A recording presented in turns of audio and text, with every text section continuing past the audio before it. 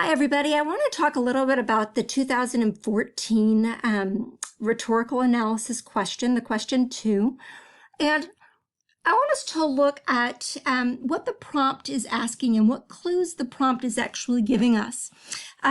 So again, in the following letter, well, that's important. Now we have the genre, so we know exactly what piece of writing that we are looking at.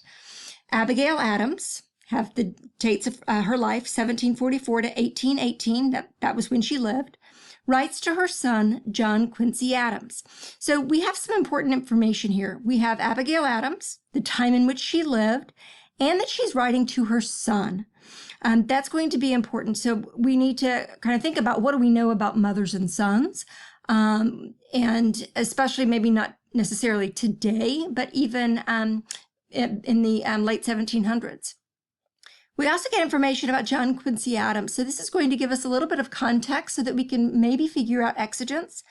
We know that John Quincy Adams, her son, is traveling abroad with his father, John Adams, a United States diplomat and later the country's second president. So this is going to be important. I didn't have the information that this letter was actually written the 12th of January, 1780. So it's important when we consider that context. John Adams, United States diplomat, has taken his son with him, and they are in France. So in 1780, let's think about what you know about the United States as a country and what it would be for this young country to have a diplomat and have a son traveling with him. Read the letter carefully. Then, in a well-developed essay, analyze, don't summarize, but analyze the rhetorical strategies. Now, this strategies go beyond mere technique. So we're not just looking for something, maybe, there is a great metaphor that she uses.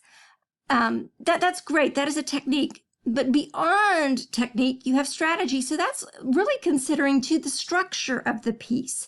How does she set up the letter? What does she begin with and how does she end? What does she include in different places? That's also something to consider when you think about strategies. So what are the strategies Adams uses to advise her son? Now here we're getting into a little bit of purpose, aren't we? We know that we are told she is advising her son. Now, advising as a verb is different than the idea of to give advice. To give advice, somebody can just give you advice, but this is actually advising her son. So as you read it, I want you to think about, well, what exactly is she advising him to do or to think or to know or to understand, perhaps? And again, support your analysis with specific references to the text. So all of this to say, when you go through, these are some things you need to be thinking about as you evaluate the rhetorical situation. What I want us to do is to look at rhetorical situation right now. When we look at rhetorical situation, we have to understand how these things are working together.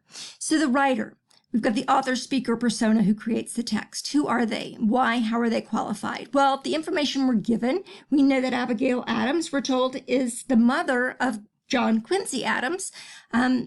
Is she qualified to write a letter to her son?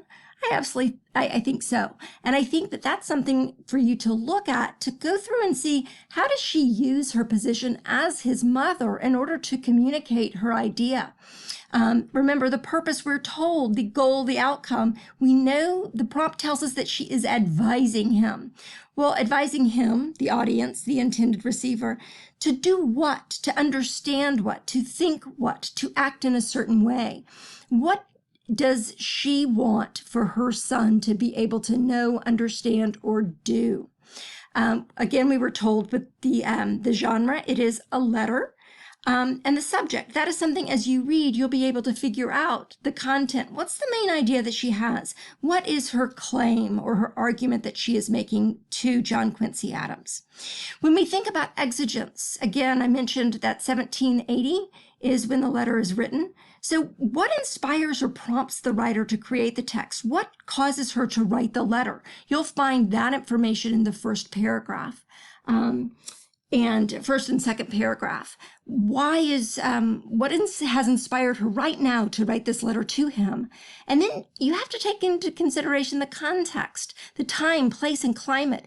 If you think about that, she is mentioning certain aspects about the time, place, and climate throughout the entire letter.